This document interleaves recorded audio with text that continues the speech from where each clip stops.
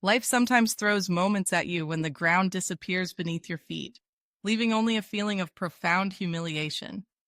This was precisely the feeling the woman experienced as she, broken, left the place where her hopes had crumbled.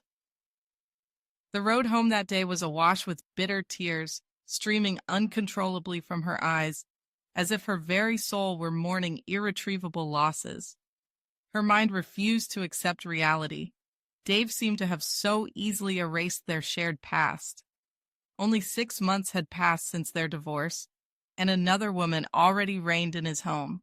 But the most painful blow was the news of her pregnancy.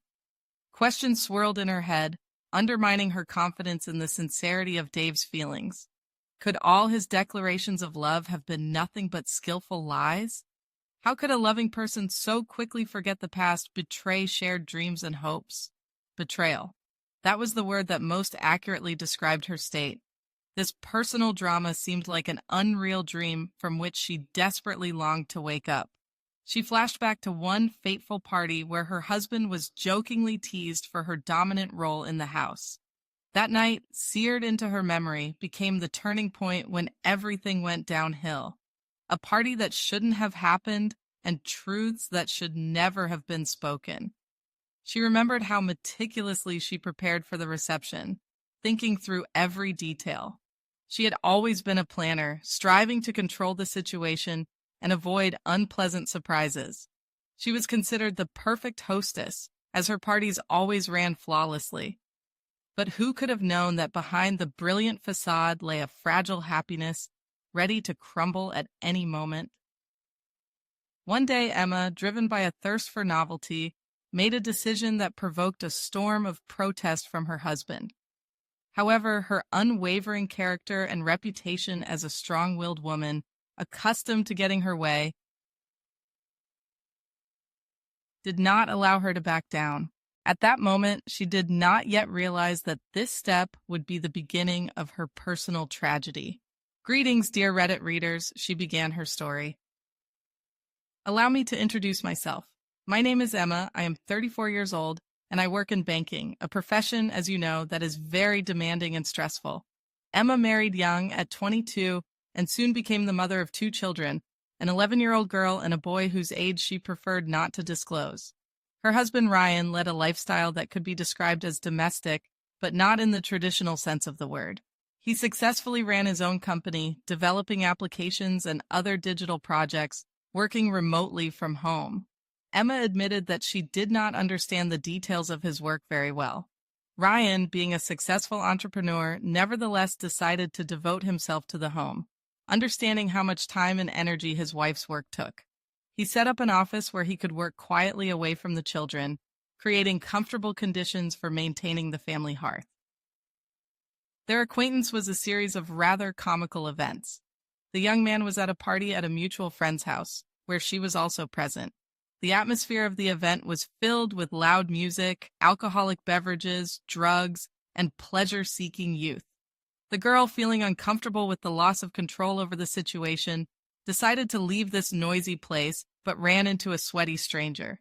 Judging by his appearance, he was either intoxicated by alcohol or drugs, or simply dancing ecstatically to the energetic music. She gave him a disdainful look and headed for the exit. The stranger followed her, persistently apologizing for the accidental collision. The girl, eager to leave the party as soon as possible, listened to him absent-mindedly. Noticing her mood and impatience, he said that at such a late hour, when it was already past midnight, catching a taxi would be problematic, and offered her a ride, as he was about to leave himself. The girl was surprised because, in her opinion, a young man with such an appearance and physique was sure to be popular with girls and should have been enjoying the party to the fullest. She did not hide her surprise at his decision to leave the event, which had barely begun, and asked for the reason. In response, he just smirked and explained that he had come to the party solely because of the invitation, planning only to stop by briefly and leave immediately. That is why he was wearing a hoodie and sweatpants. He stopped by the party straight after a run. The love story began with a simple exchange of contacts, which grew into regular communication. Soon followed a proposal to meet, and then a proposal of marriage, to which the girl agreed without hesitation. The wedding took place in a small local church that had special significance for her. She personally planned every detail of the celebration, from the choice of flowers to the seating of guests. The wedding cake was baked by her, and the dress design was her own, although the actual sewing was entrusted to a professional designer. She even hand-delivered the wedding invitations herself. Ryan's suit was also chosen with meticulous care to ensure everything was perfect. The reason for such all-encompassing control was her need for an ideal outcome and an aversion to any unplanned imperfections. However, the joy of the day was marred by her parents' absence. Her father, an overbearing and strict man, had always controlled every aspect of her life, from her choice of clothes to her daily schedule. Any displays of disobedience were harshly suppressed, so it was easier for her to comply to avoid punishment. Her mother, like a timid mouse, unquestioningly followed her husband's will. There was no room for spontaneity or surprises in their house. All decisions were made by her father. She wasn't even allowed to call him Dad, as her friends did. As a child, she was deprived of parental affection and attention. Even as a child, she vowed never to become like her mother.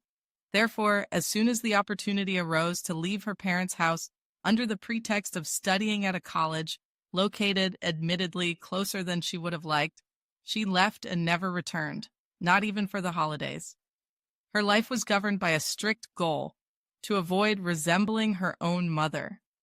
She meticulously planned every aspect of her existence: her social circle, her reading schedule, her diet, and much more. Surprises were excluded because they caused her deep aversion. Friends knew about this and were understanding, especially after one memorable incident.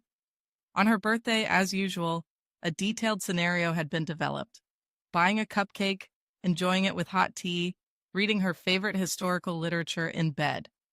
However, upon returning to the dormitory, she found darkness, which was surprising since no power outage had been reported. Reaching for the switch, she was deafened by shouts and a congratulatory song. In a fit of anger, she threw the cake on the floor and demanded that everyone immediately leave her personal space.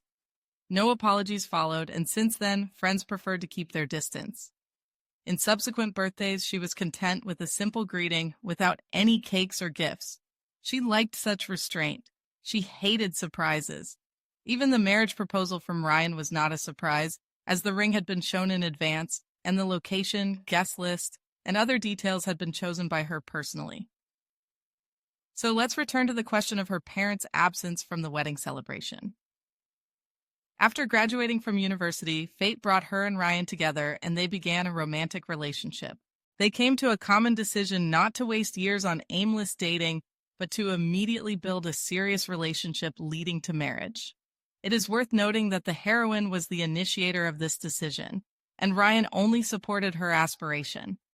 After many years of separation, she went to visit her parents to tell them the good news about the upcoming wedding. However, as expected, her father reacted extremely negatively, and her mother, as usual, remained silent. She recalls that her mother rarely dared to say a word without her father's approval. Despite her parents' resistance, she remained steadfast in her decision and married Ryan. Her father couldn't accept that he was losing control over her, and her mother simply couldn't contradict the will of her God, her father. Shortly after the wedding, she planned a pregnancy, seeking to have her first child before starting her career so that these two important spheres of life would not interfere with each other. Fate was kind to her, and 2 months after the wedding, she learned about her pregnancy, which filled her heart with boundless joy. Even before the wedding, Ryan had purchased a cozy cottage with 6 rooms and the 2 bathrooms, which was perfect for a future family with children. She dreamed of 2 children, a boy and a girl, and Ryan was happy with any child that fate would give them. Throughout her pregnancy, she was busy decorating the nursery according to her ideas about the ideal space for a child. She bought clothes and toys for girls, firmly believing that she was carrying a girl. And when it was time to give birth, a beautiful girl was born named Alicia. She became the center of the universe for her mother, who surrounded her with boundless care. If Alicia sneezed, her mother would immediately rush to her, checking her breathing and heart rate. If the girl cried, her mother's heart would break, and she would do everything possible to comfort her. Ryan tried to convince his wife to take a break and not react so sharply to every sound, but she didn't want to change anything. She wanted to shower her daughter with the love and attention that she herself lacked in childhood. She wanted Alicia to have the best of everything. When Alicia turned 1 year old, she became pregnant again. Although this pregnancy wasn't planned, she saw it as a pleasant surprise. Once again, she threw herself into preparations, hoping for a boy this time. Her wish came true, and a beautiful boy was born, whom they named George. The mother's attention gradually shifted from Alicia to George, who was born prematurely at 7 months, causing her to fear losing him. When George turned 2 and Alicia was 3, the woman decided to return to her career. She was tired of the monotonous existence of a housewife, waiting for Ryan to come home. The feeling of financial dependence on her husband, even though he didn't express any dissatisfaction, weighed on her. At that moment, she needed confirmation of her own worth and control over her life. Ryan was surprised when she shared her decision, but he didn't object. Knowing her stubborn nature, it was predictable. She got a job at a local bank. Initially, the work was easy and had a flexible schedule. However, striving for rapid career advancement, she worked with maximum dedication, staying late and leaving home early in the morning while the children were still asleep. As a result, Ryan had to sacrifice his time and work to take care of the children. The woman wasn't bothered by this. She spent less and less time with her children, as she even arranged receptions for the management and attended various events on weekends. Eventually, after just 1 year of work, she received a promotion, which came as a surprise to many, as it usually took 2 years. In her 3rd year at the bank, she was transferred to another city, which filled her with enthusiasm. She eagerly began planning all the details, choosing a school for the children, finding a new home, selling their old cottage to raise additional funds. Everything was carefully thought out, and she simply informed Ryan of his role in this plan. Ryan was filled with anxiety and hesitated at the prospect of radical changes in his life for an uncertain future in a new place.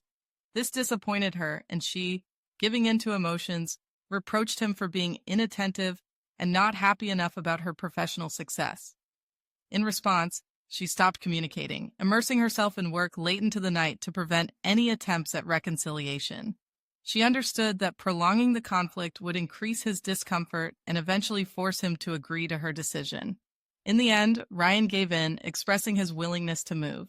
However, he emphasized that due to the high workload in her new job, he would have to work from home more to take care of the children. She agreed, unwilling to sacrifice her career ambitions for the role of a housewife. The move took place according to her plan. A week before, she booked a truck to transport their belongings, despite disagreements with Ryan about the change of residence. The cottage was sold at a reduced price, and the family took all their belongings, except for the paintings, which didn't evoke any particular enthusiasm in her. She reasoned that the new walls deserved new works of art. The move took 2 days, and they eventually settled safely in another city. The new residence was strikingly different from the previous one. The hustle and bustle and the noise of people were much more intense. Life seemed to be moving at a dizzying pace. For the first 2 weeks after the move, the noise disturbed both the children and the mother, turning nights into a painful ordeal until they finally adapted. The children's routine didn't change much. The same activities, the same entertainment, just a change of scenery. Dark night clouds replaced by clear daylight. Another unpleasant surprise was the soaring prices for goods and services. However, this circumstance didn't bother the woman much. When Ryan tried to raise this issue, she flared up, sharply stating that her new salary was quite enough to support the family if he was so worried about money spending. After that, he fell silent, and life gradually settled into a routine. The children were enrolled in the school chosen in advance, tuition was paid, and they started their studies. Further events unfolded as if in a fog. Work became more and more demanding, and the woman had to spend weekday nights in hotels, so as not to disturb her children and husband with late returns. The children rarely saw their mother, and when they did, she was too tired and exhausted to talk or play with them. However, her diligence didn't go unnoticed. Her career growth was rapid and brought immense satisfaction. It seemed that this was exactly what she needed for complete happiness, the ultimate dream. But the woman continued to work, exhausting herself in pursuit of something elusive, something she couldn't understand herself. The realization came later when the loss had already become irreparable. Friends joked about her excessive dedication to work, reproaching her for not knowing how to enjoy life. And then it dawned on her. Perhaps that was exactly what she was missing. She had a beautiful home, a loving husband, 2 wonderful children, and a dream job. But there was an emptiness inside, a longing for something more. What exactly remained a mystery? Following the advice of a close friend, the protagonist decided to reduce her workload and delegate more actively. She hoped this would allow her to spend more time with her children and her husband, Ryan.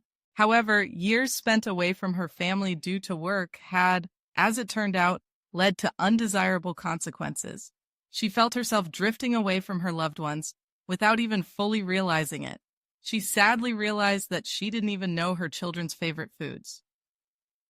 One morning, taking a day off, she decided to make them breakfast, which unfortunately turned into a complete fiasco. Ryan was pleasantly surprised to see her cooking. She made pancakes for the children and a lighter meal for Ryan, knowing that he usually didn't eat a heavy breakfast. Expecting gratitude and joy from the children, she was greatly disappointed when Alicia grimaced and declared that she hated pancakes. Ryan also informed her that he now ate a bit more to sustain the energy he expended at the gym. The protagonist was surprised to learn that he had started going to the gym. George tried to eat, but it became one of the most unpleasant moments of her life. It turned out that George was allergic to milk, and she was the last to know. Fortunately, Ryan always carried an EpiPen in case of such situations, and the situation was quickly brought under control. Nevertheless, he had to take his son to the hospital to make sure he was okay and there were no lingering effects. The protagonist felt utterly devastated. She realized she had completely lost control of the situation in her family. She felt utterly helpless. There was no way to change anything as her son gasped for air because of her mistake. Alicia looked at her with eyes that were so similar to her own, but filled with contempt. It was unbearable. The realization weighed heavily on her shoulders. And how did she, foolishly, decide to deal with this terrible situation? She threw herself headlong into work, where at least she felt in control. She was the boss, and her instructions were not up for discussion, or immediate dismissal would follow. Work became her refuge, a place where she could feel powerful. It was there, in an atmosphere of omnipotence, that she began to organize lavish parties for wealthy clients to entice them to open accounts at their bank. Being a natural hostess, she knew how to create a unique atmosphere, and these events invariably yielded positive results, attracting more and more new clients. However, she soon felt confined by the framework of organizing parties on neutral territory. She decided to use her savings to purchase a magnificent mansion.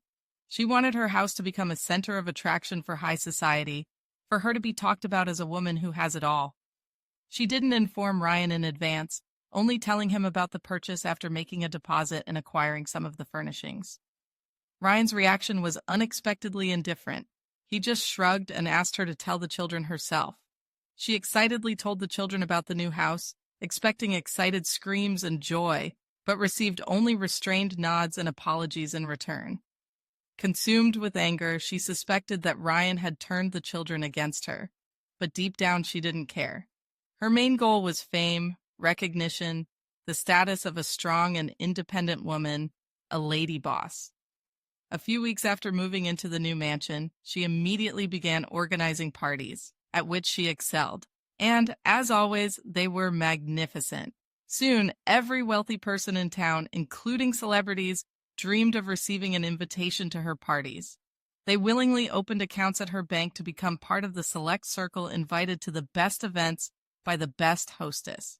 In 6 months, she had successfully held 10 parties in her new home, each more extravagant and luxurious than the last. The children and her husband tried to stay away from these events, and she didn't mind. She didn't want her husband to ruin her reputation with his careless words or actions. Everything in the protagonist's life went smoothly until one scandalous incident disrupted her carefully constructed world. A celebrity who had been denied an invitation to the party due to past accusations of internet fraud began spreading rumors, claiming that the hostess only welcomed the rich and powerful to her events, while neglecting her own husband. Consumed with anger, the woman lashed out at Ryan, accusing him of trying to ruin her reputation by refusing to attend parties organized by his wife. Driven by a desire for peace in their relationship, Ryan began attending these events. The protagonist meticulously monitored his appearance, controlling every detail of his look, from his hairstyle to his shoes.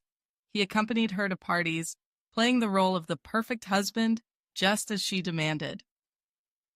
After the parties ended, the couple slept on opposite sides of the bed, avoiding even eye contact. At that moment, the protagonist aimed to prove only one thing. She was capable of succeeding without male control. Everything was going according to plan, and she felt that everything was perfect. When she turned 30, her father died. She didn't shed a tear, attending the funeral only out of a sense of duty. The protagonist took charge of organizing every detail of the funeral. Among those present were celebrities and politicians she had met previously. She once again played the role of the perfect hostess, not a daughter who had lost her father. A heavy silence filled the house. Her mother seemed to have sunk into a deep apathy, staring blankly at the wall.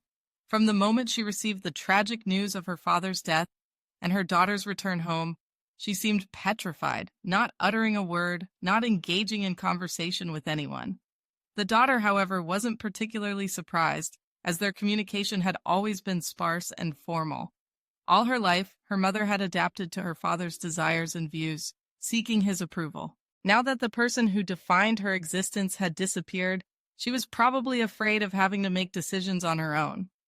Ryan, the daughter's husband, couldn't arrive earlier due to urgent work matters. His arrival became a turning point. The mother, who had been in a stupor until then, burst into uncontrollable sobs, burying her face in his chest. Ryan hugged her, trying to comfort her. The daughter, watching this scene, felt a sharp pain. Why could her mother only show emotion to Ryan, and not to her, her own daughter?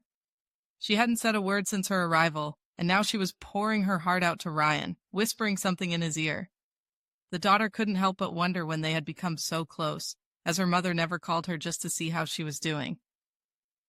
Pushing these thoughts aside, the daughter focused on organizing the funeral. Perhaps her father wasn't a role model, but she hoped that a dignified ceremony would prove her humanity, unlike his insensitivity.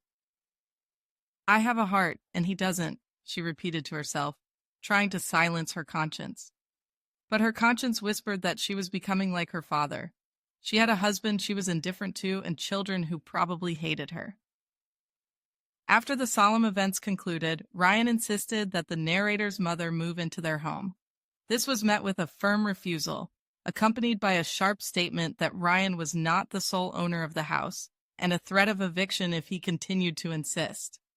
As the narrator herself admits, it was a rash move. The words were spoken in the heat of the moment, and she asks not to be overly blamed for this outburst. Ryan didn't respond to this statement, but as became clear later, this incident became another brick in the foundation of a future tragedy.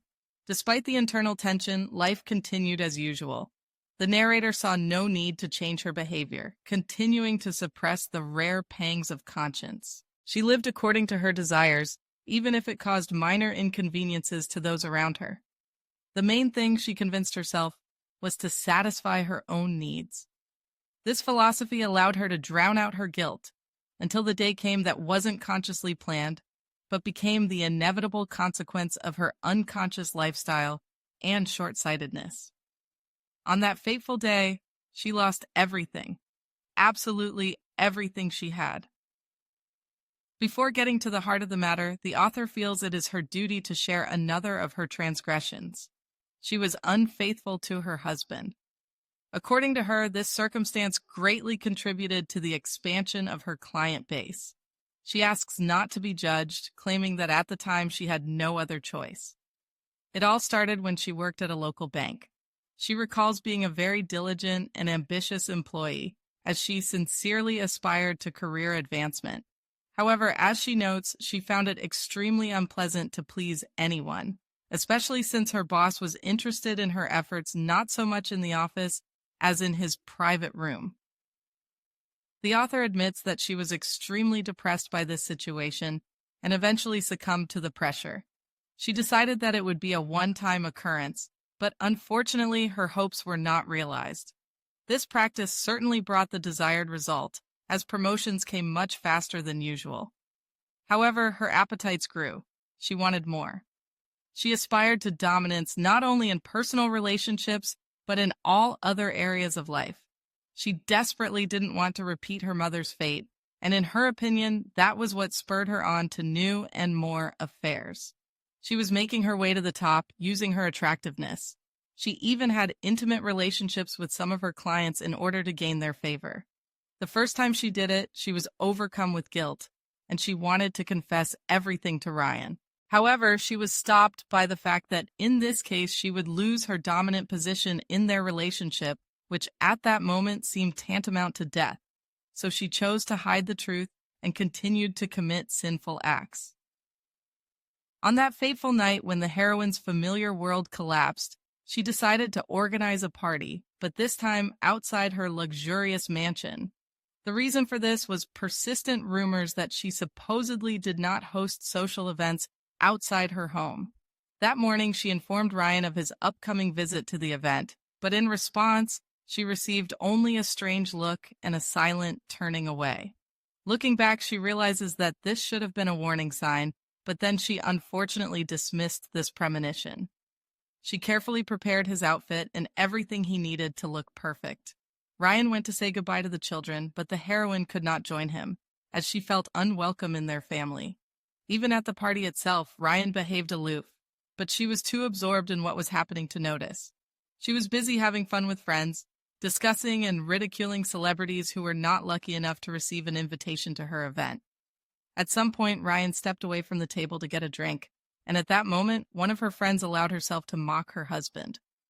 The heroine was hurt by this, but she preferred to laugh along with everyone, because this woman was one of the most important clients of the bank where she worked, and she could not afford to spoil her relationship with her. They laughed at the fact that she supposedly dominated their family when Ryan unexpectedly returned to the table. However, she was so engrossed in the conversation that she did not immediately notice his presence. She should have paid attention to the sudden silence that fell, but she didn't. And when she finally noticed him, she saw him put his drink on the table with a thud and turn to leave. Overcome with panic, she rushed after him, but he only pushed her away and declared that he wanted a divorce and was taking the children with him. She refused to believe her ears, desperately trying to convince him of the harmlessness of what was happening. But for the first time in their life together, her husband, the very loving man she knew, like the back of her hand, let out a bitter laugh and loudly uttered the words that had become known to him only the day before from his cousin. It turns out that this very cousin told him about her secrets, which she naively thought were safely hidden. As it turned out, she even had an intimate relationship with this relative, and he had irrefutable evidence. She was so stunned that she could not say a word in her defense, and Ryan simply left. She doesn't remember leaving that ill-fated party. All she knew for sure was that when she returned home, Ryan was not there. In a panic, she rushed to the nursery, but they were not there either. Then she collapsed in the middle of her huge, once beautiful home, which now seemed to her an empty shell, and burst into tears. She had lost everything. It seemed to her that she was trying her best not to be like her father, but, as it turned out, she had long ago turned into his likeness, without even realizing it. The divorce papers came faster than she expected, probably because her husband's brother was a lawyer. The papers clearly stated that she must give up her parental rights, but she couldn't allow that. She couldn't afford to lose her children. Too late, she realized that all her efforts and achievements were worthless if she lost them. Without them, life would become empty and meaningless. She realized that what she thought was a job that could fill the gaping void inside her was just the biggest lie she had ever told herself. Her children and her husband Ryan, their love could fill this void, but now she had lost even the right to ask them for forgiveness. She desperately cried out for help, begging to return her children and husband. She was ready for anything to fix what she had done, and she really needed help. Hello, dear Reddit readers. This is Emma, and I am addressing you 2 months after the tragic event that turned my life upside down. Ryan is still deaf to my pleas and does not allow me to see our children. I feel deep despair and guilt for my actions. I made a fatal mistake by pushing away the most valuable thing I had. I understand that I deserve all the suffering I am currently experiencing. The public condemnation that has befallen me is a testament to widespread contempt.